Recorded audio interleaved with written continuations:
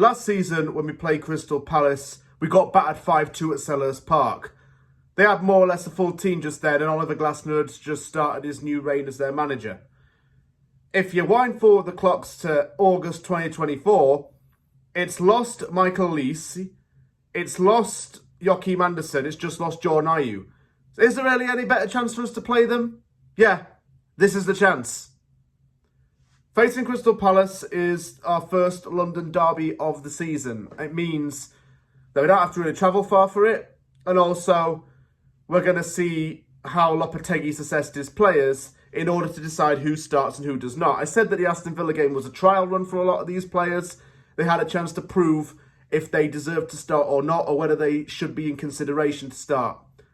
Some players definitely did. Some players were substitutes who definitely have, in my opinion, earned that starting place. But really, are there any that should definitely start? Well, maybe there will be some surprises as to who starts. I don't know. But we have to change our starting 11 for this game, because we're going to be facing a team that we struggled against last season and even the season before that. Everybody wants to get that all-important 3 points to get the monkey off the back. Palace lost last week, we lost last week. It's going to be a case of who wants to win this more and get those 3 points, of course.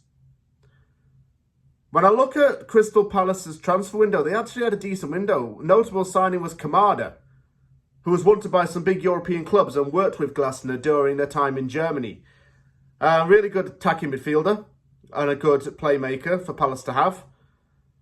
The outgoings actually have recently been more of a talking point than the incomings.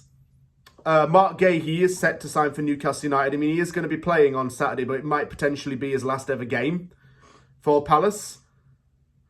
Joachim Andersen's just left to join Fulham. Jordan Ayew has just left to join Leicester, so he can't score against us until we play Leicester, at least.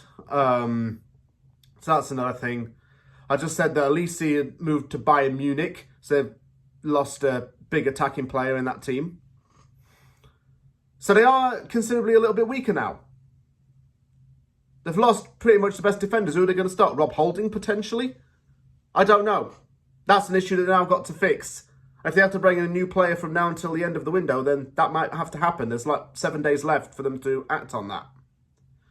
As for the players who are the ones to watch, the only really two that come to mind for me are Eze and Wharton. Wharton's passing ability is insane. He transformed Palace when he joined from Blackburn Rovers in January 2024.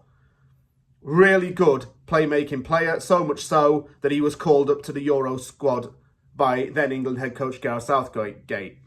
Eze also went over to the Euros. He was fantastic for Palace all last season. Had one of his best seasons in his professional career. Those are two players who I think are really the most important for them.